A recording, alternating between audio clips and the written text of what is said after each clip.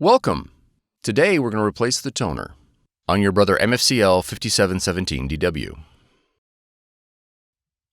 This video will cover multiple models and operating systems. Even though your machine may not match the model on the screen, the overall process will be the same.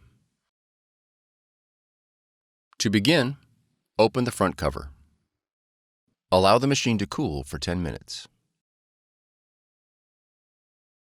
Remove the drum and toner assembly and place it on scrap paper. Be careful not to touch the surface of the roller. Press the green lock lever to separate the drum and toner. Remove the replacement toner from the packaging. Remove the orange protective guard. Insert the toner into the drum module. Listen for the lever to click.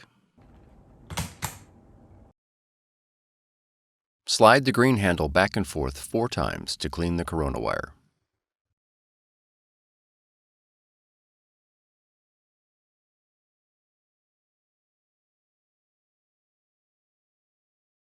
Reinstall the drum and toner unit into the machine. Close the front cover. For more tutorials, FAQs, and videos, visit us at www.brother-usa.com. If you found this video helpful, be sure to subscribe. Thank you for choosing Brother.